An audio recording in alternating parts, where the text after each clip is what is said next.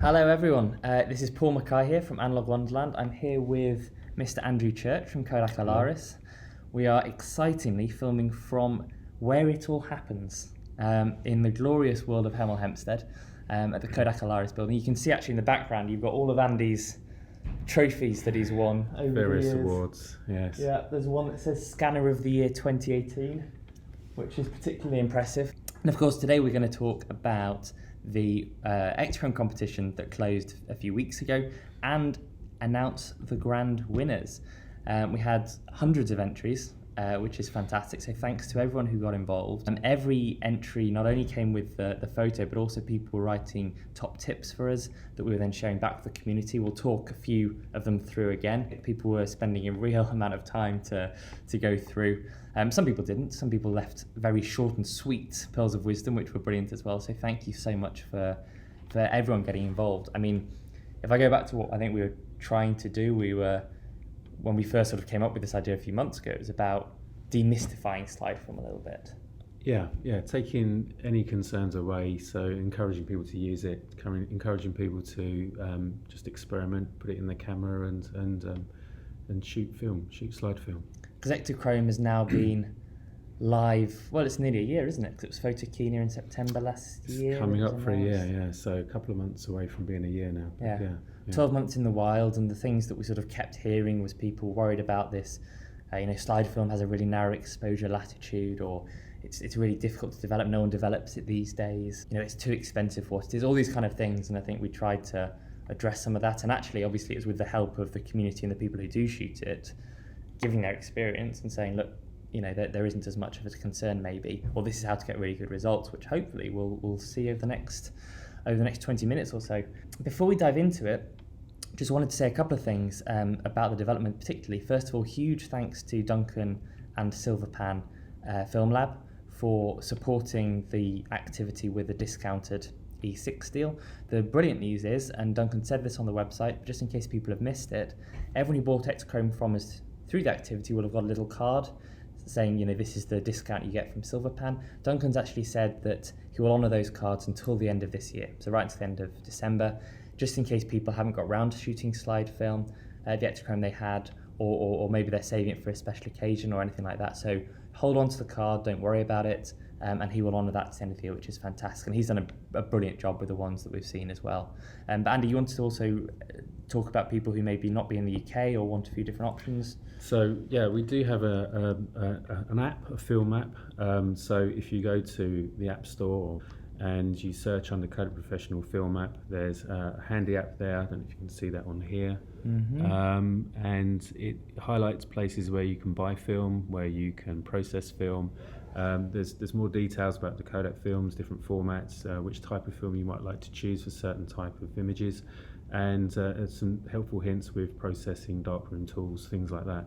Okay then, so moving on to then I think some of the top tips that we had. So as I say, hundreds of different comments that people came in, really appreciated. I've read every single one, and there's a huge amount of experience and knowledge that's there, which is incredible.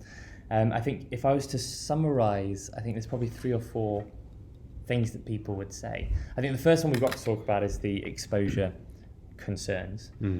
So people have heard people talk about slide having a really narrow exposure latitude. What that means is, for colour film or colour negative or black and white, you could shoot something that's quite dark and quite light in the same photo and still recover detail in both. With slide film, people worry about either losing the shadow detail entirely or blowing out the highlight. I think the one thing that people who had shot quite a bit of slide film were saying was, if you're worried about this, just expose for the subject, which I think makes sense. So if you're facing a high contrast but you have somebody there, you're trying to take a portrait, choose which part of the scene you want. Is it the background, the foreground, the light, or the portrait? Use a light meter or your camera's light meter to expose for that. And then, the shadows and the highlights will be what they will be, I think is probably the thought. But then actually linked to it, the second top tip that we had, and this is literally the most common thing that people said as they went through, was don't worry about it. So I think certainly don't be intimidated. Treat it like any other roll of film in terms of exposure. Put it in your camera. It's the same format. It should fit in easily, and use it as you would a normal film. Try and be a little bit more precise maybe with your metering. As Paul says, focus, do your metering on the subject, the main person, the main part of the image that you're trying to concentrate on, and off you go, really. Yeah, I mean, because again, we had quite a few people saying that they used just automatic exposure cameras, simple point and shoot. People were saying, I'd just use Sunny 16 like I would for anything else and go with it. There are people who, especially looking for the precision, have their own rules. I always underexpose by half a stop. I always overexpose by a stop with this type of slide film, but not this one. And that's, I think, personal preference, like it is with any film. When you really get to know a film, of course, you might decide that actually this is what works for you. But overall, the conversation and the advice from people who took fantastic photos, and a lot of them are in the sort of the top 10 we'll talk through today, was make sure you know what you're trying to take, but then just have fun, release yourself and enjoy it, because you'll have great results. The other piece of advice and thing that people consistently talked about was, is interesting actually, the language was colours pop with slide film.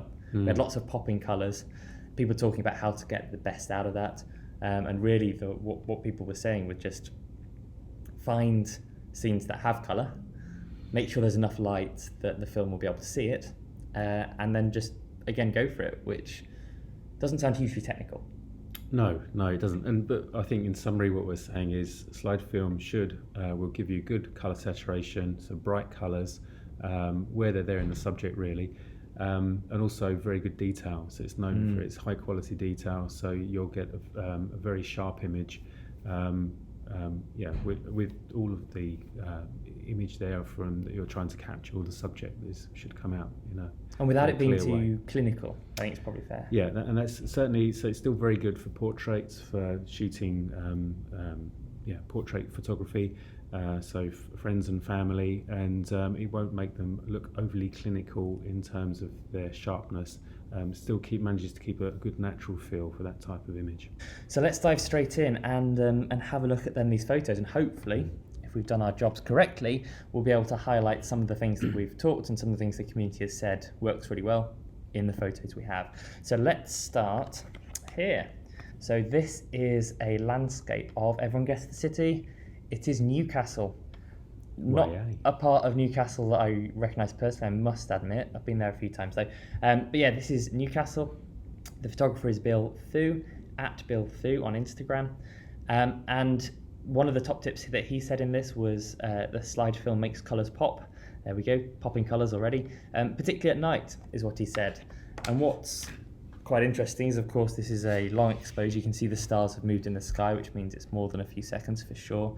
It's got very bright lights in the background. If you're worried about exposure, this is a brilliant photo for you to not be too concerned about it. Andy, you've picked all of these. What attracted you about this one? What did it make you think of? So particularly this image, it's a very bold image, shot at night with a film that's not particularly fast in speed, obviously a very long exposure, and that's given a really lovely look in terms of a silhouette of the foundation rocks below the main part of the image, the stars causing short lines in the sky, and then just the lighting, and this, which gives an air of mystique, sort of a space odyssey type sort of feel of it towards it. So it just comes up with a really sort of striking but unusual image. On the next photo we're going to talk about, similarly strong use, I think, of colours and atmosphere. So this is called Blue Hour.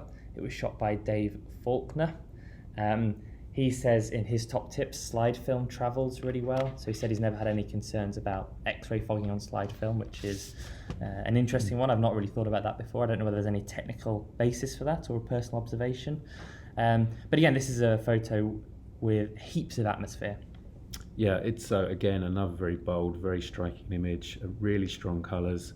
It looks something that would look at home on a movie set, sort of a thriller type movie. Jaws 5, yeah, I'm sure that could be Jaws in the background.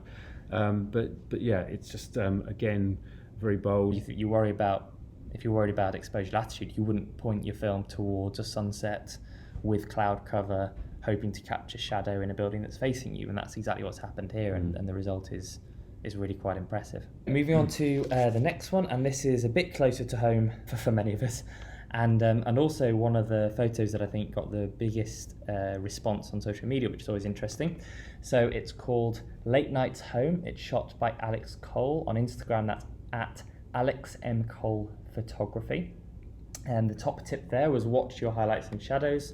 It's at night time under artificial lights. The lights are caught in the image, yet it seems very well balanced. You've got details and shadows to highlights and a bit of motion blur to boot. What do you like about this one, Andrew? Well, I think you encapsulate most of the key characteristics there, but no, I like it because I live in London. I'm very familiar with London Underground, and because you started your career. So I started my career as an apprentice on the London Underground, and ended up being a signal engineer many years ago. So yeah, feel very close to London. Which station is this then? So I've been through the thought process that I'm sure everybody else has who's travelled in London and then seen this image and tried to identify which station. I'm not 100% sure. It could be Acton Town, but then I'm not sure the platform's that curved. So yeah, too obsessive about which station. We're not sure, are we? But no. That's kind of good too. That's good. So it's platform 1. It adds to the mystique. The Piccadilly line adds to the mystique. It's a wet night in London, but it's we like it for lots of different reasons. The fact it's in focus at the front of the train and blurred on as it gets close to the photographer. Yeah, it's a very simple but eye-catching snapshot of urban life in London. Okay, and I'll try not to steal your thunder then by talking too much about this one. It's called Colour Contrasts Among Chrysanthemums, which is a nice tongue twister, shot by Ken Davis, who says complementary colour contrasts, again, loves the letter C, make slide film work better. So talking about complementary colour. As you can see from the image now, there's 2 key complementary colours that are very bright. There's lots of detail in the image. The composition of the image is really good. It's not just a single flower in the centre of the image. It's a small montage of 2-3 flowers that have come together and give a very strong colours, very saturated, lots of detail, and again a very striking image. Yeah, and we had a few different photos of flowers submitted, and this one was, I think, came out as the number 1 within that because of, I think it was the colours, wasn't it? Yeah, I think so. Okay then, a very different style of photo here. So we go from sort of a still life of flowers to something that is quite dynamic. So this is called Steel Wall, and the artist is Katie McClintock at KMC Clintock 1975. Her advice is that if you're worried about exposure, bracket your images, which is very sensible advice, I think, in any case. And yeah, very striking for the movement, probably. Yeah, so as Paul says, a very dynamic image. It's obviously a slow exposure, which has captured the course of the sparks as they fall from the sky. So yeah, just a lovely image, really. It's very bright. It's got good detail, and created a very unusual effect. Yeah, and I do like the silhouette as well of the person in the middle, sort of arm aloft, the face. You can't see the details of the face, but it looks it's a very powerful pose, isn't it? If you're worried about, again, exposure, fire being spun around in pitch black might be something that you'd step away from, but this is an example of slide film absolutely performing to its peak. Okay then. So for geography buffs, we have another one, which is Sydney. The artist is Bill Thu at Bill Thu on Instagram, and Bill had several fantastic cityscapes. There was a beautiful one in Osaka, again another nighttime one. One of his top tips was long exposure can cause colour shifts, embrace it. So what did you like? So again, we had several cityscapes. This was one that definitely came towards the top. Why was that? So we liked the composure, we liked the tree sort of framing the image partially at the top. We liked the bright colours, the very sharp image that was created, the good colour saturation, the warmth of the colours. So just a really eye-catching, pleasant scene to look at, really. You get the symmetry because the river isn't reflecting the lights, because of the longer exposure is blurred out, which would have been a distraction, but then the puddle, which clearly isn't affected by the current, still is razor sharp. So a really clever choice. And I also like as well the fact that, the bush at the top, it's like you're almost peering through. It's a bit more evocative than just a sort of a straight bridge shot. So I had a different type of landscape here. So titled Glacial Flow, shot by Josh Price at Josh_TP on Instagram. His very simple advice is don't let slide film scare. There we go. And this is a man who is clearly standing in the middle of a river under a glacier with slide film, so he's not scared of very much by the sounds of it. What did you like about this one? So, ignoring the fact he's probably wearing waders in very cold water, so it's the composition and the colours. The glacier, obviously moving very slowly, as opposed to the water, which is moving very quickly. Sort of slightly longer exposure, which has caused the sort of mystic effect on the water, causing it to blur as it flows down the river and around the rocks. And then that's broken by the greenery and the glacier above and the harshness of the rocks all around the peripheral parts of the image.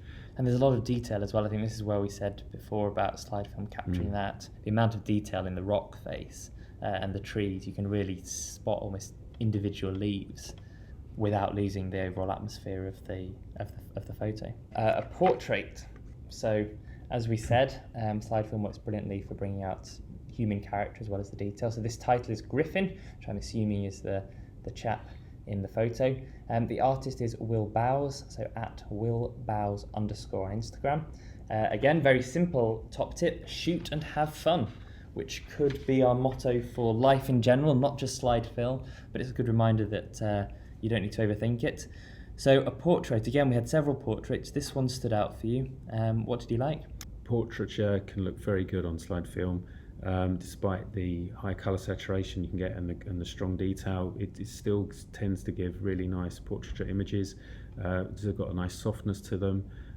So I think I liked the overall facial expression and the colour of the eyes in particular. I was quite they draw you in. They're quite strong. Yeah, and also like the basics of portrait photography. Getting the eye sharply in focus. An interesting person in an interesting place, then a nice fall off towards the back. It's just a really lovely shot. Okay then, and we move on. So that's 8 honourable mentions. 8, yep. And then we move on to the 2 grand prize winners. So are we saying second place, or are we saying they're both equal winners? I'm happy to go with equal. Put me on the spot. Equal, there we go. I know, exactly. We didn't talk about this before. Okay, then, so we have 2 equal winners. So who would have won if we hadn't said it? Exactly. We'll never know. We'll put it to the vote, maybe. Put it to the people. That's going well at the moment. Okay, then, so the first of the grand prize winners. So the title is Sunset over St. Petersburg. The artist is at Proper Items with a Z on Instagram. The advice, the top tip, is compensate for the light temperature with filters. So I don't know whether they're saying that this was more red in real life and they toned it down, or whether they maybe went the other way. But either way, it's absolutely stunning. And you particularly liked, I think, the balance of the foreground and the background. Yes, so particularly like the colour saturation overall, the real depth of colour, the warmth of the colour. It looks like it was taken in a very narrow band in terms of timing. The sun is just about to drop over the horizon and the image will probably change very quickly. It probably came and went, it probably grew in terms of the colours and then dropped off very quickly. The time at which it was taken is commendable, because we've still managed to capture lots of light in the foreground, so the shadows have still retained a lot of detail and some colour, which keeps the interest around the whole frame of the picture. So yeah, we really like it. I really like it. Yeah. It's interesting, you don't sort of think of landscape photography as needing the same razor sharp timing and fast shutter speeds as wildlife or sport, but I think you're absolutely right. I think 10 minutes before, the sun would probably have overpowered the image, and 20 seconds afterwards, I think you might have lost all of that shadow in the foreground. So the detail in the foreground, sorry. So it's beautifully timed, beautifully composed, and I think really, really peaceful to look at as well. A rooftop bar, I'd like to think, is where the artist was there with a nice drink. Very different then for the other grand prize winner, and this one came. Well, I think I spotted it quite late on in the competition and featured it on Instagram, and it did fantastically well. And I'm not surprised at all why. So this is London Camera Project on Instagram. The title is MIA. His advice is don't overthink it. And we love this photo. Absolutely love this photo. Andy, what What made this one stand out of the hundreds that we saw? So it's a very simple photo. It's got really pleasing colours. It's clearly in a very cold environment, which makes it all the more interesting. And there's a hidden story here that we don't know. We don't quite know what happens, but someone either hopped home or had a very cold foot going home in a pushchair. We're really not sure, but it's just there's more to the image. It's the story behind the image, but the image is well composed. The colours, so it's the softness of the colours, but then there's a slight sharpness and rawness to the frost on the shoe.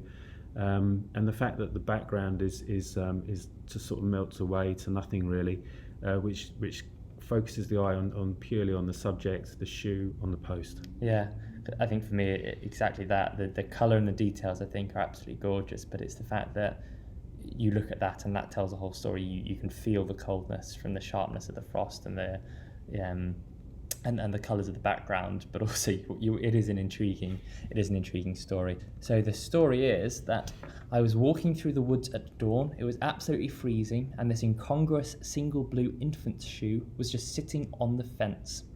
There we go. It's also worth saying that he calls out Jake Monge, at Jake Monge on Instagram, as a darkroom genius who helped him develop it. And presumably helped him get the colours right and everything absolutely spot on. The camera used was an old Pentax. He trusted the meter, had the rising sun behind him, and opened the lens up really wide to f2 to make sure that it captured it. So basically a story of finding something that's really striking and then using the lens to choose the creative aspect of the fast fall out of focus and then trusting the light meter. So really, really stunning image. Well done to the two winners. Well done to the honourable mentions. Andy, have you had a thought about prizes? I'll put you on the spot again. Yeah, so I think we set up front goodie bags for the two prize winners. Yeah. We will be contacting you and talking about the content of the goodie bag. I think it's also it's a good time to mention that we did launch Ektachrome in 135 format nearly a year ago, and we're still working hard to bring medium format and sheet format to market. The timeline is unspecific, but once we do get some film in our hands, both winners will receive some 120 film in Ektachrome. Fantastic, thank you. And I think we'll also send a couple of rolls of Ektachrome in 135 format to the honourable mentions as well. So yeah, hopefully that keeps everybody happy. Keeps everybody happy, keeps everybody shooting slide film. Yeah. And hopefully the people who not only have been mentioned here in the top 10, but also the hundreds of entries that we got, hopefully there's a lot of ambassadors for slide film as well who will continue to spread the word really about what a fantastic format it is, because it's one of those things, the more people who shoot it, the more labs will process it, the easier it'll get. I think as well, one of the things that was fantastic as we went through, and obviously we don't have all the data of where people have bought before, but anecdotally it seemed as though between half and 2/3 of the people who bought into the Ektachrome competition hadn't shot Ektachrome before. Now it's only been on the market for a year, so maybe that's a matter of timing, but also it's suggestive of more people being interested in this as a film type, and hopefully a lot more slide photos will be popping up with colours popping as well in the near future. Certainly, I think it's a very rewarding film to shoot. Be confident, be bold, focus on the positives. Focus on the positives. And go out and enjoy yourself. Brilliant. On that note, thank you so much, Andy, once again for your support, for the business, for the community, and for everything that you do. We look forward to hearing more about the medium format and sheet format. Maybe we'll have a large format slide competition this time next year. So we'll look forward to more announcements of that. Of course, we'll be following along very closely. But in the meantime, thanks to everyone for watching. Thanks to everyone for submitting and getting involved. Absolutely. And to the next one. Thank you, Paul. Thank you. Bye.